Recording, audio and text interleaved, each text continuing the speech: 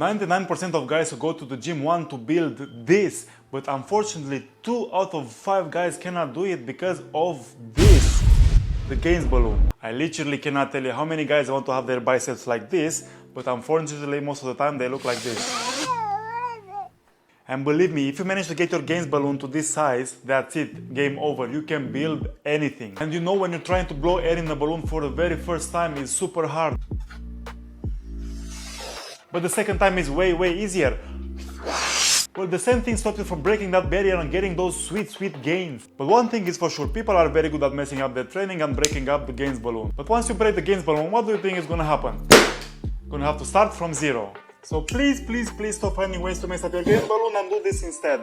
Quick story time for you guys. As a kid, I grew up with Arnold Schwarzenegger movies and I was very impressed by his physique. And one day I asked my father, Dad, how I can build my arms to look like Arnold Schwarzenegger? And he told me, until you'll be old enough to go to the gym, you have to focus on one thing and one thing only: do pull-ups with a supinated grip. And I remember as a very young child that I was trying my best to do these pull-ups, as often as I could, as many as I could. And it's a very important lesson here. First and foremost, you have to really want it to the point you're almost obsessed. If you really want this, then well done, half of the battle is already won. The next thing I'm about to tell you applies only if you are struggling to build your arms. If you have godly genetics and your muscles grow only by touching a weight, then lucky you, because you won the genetics lottery and you'll have big arms no matter what. But if you've been putting a lot of work without seeing much progress, then keep watching, because after uncovering the first step, I will give you an additional 4 steps that have helped me to build my arms to 48 centimeters naturally with average genetics. So number 2 is repetitions. I cannot stress how much you need to focus on doing reps. If you train your arms once or twice per week and do an average of 9 sets per workout, then you can say goodbye to having big arms. In order for your arms to grow, you will most likely need to do thousands and thousands of reps on a weekly basis. So here is what I propose. Every single day when you go to the gym, try to do 100 reps by doing either chin-ups, assisted chin-ups, or if you really struggle with chin-ups, you can do 100 straight bar cable curls.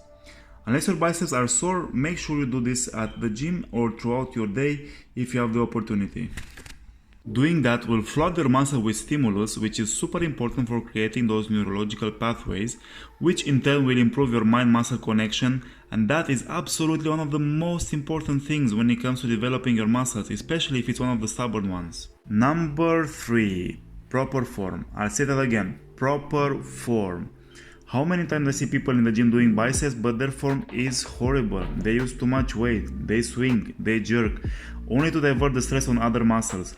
If you really want to grow your biceps, or any other muscle for that matter, you need to make sure your form is intact and actually learn and understand how the muscles work from an anatomical and biomechanical standpoint. If you cannot find that information by yourself, make sure you ask a knowledgeable personal trainer. Tip number 4 is an old school gem, but people honestly forget about it all the time. Prioritization is a principle where you actually give your absolute best effort at the beginning of the workout when you are rested and strong, and most likely you are able to put more stress on the targeted muscle compared to doing it at the end of a workout. Arnold Schwarzenegger used this successfully with his training back in the day, and I am 100% sure that you'll benefit as well. Implement this tip by rearranging your workouts in such a way that your biceps or any other lagging muscle group will be trained at the beginning of the week or at the beginning of your workout, and give your absolute best. Tip number 5. Recover to grow. Training hard, doing reps, flooding the muscles with blood and stimulus is great, but without proper recovery, your muscles will simply not grow as they should. So other tips than having a good, healthy, high protein diet outside the gym is make sure you stretch in between sets after your workouts, but also outside the gym. This will help tremendously with recovery, but it also stretches the fascia of the muscle, creating more room for growth. And as a bonus tip, I want to remind you about the principle of overloading. Make sure every single time, every single workout, you try to do a little bit more. If it's 1 rep, if it's 1 kilogram more, if it's anything which will help you to be a little bit better than last time, then that will be a very good stimulus for your muscle in order for it to make it respond and grow further and further and further. You don't want to stay in the same place all the time. You want to keep pushing all the time. You want to push your body to a next level, because otherwise you will be stagnating and you will not see growth.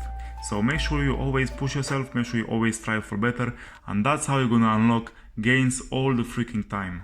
If you got to this point in this video, I would like to thank you from the bottom of my heart. It really means a lot. And I would love to hear from you in the comment section down below, so please let me know if this video was helpful for you or if you have any other questions.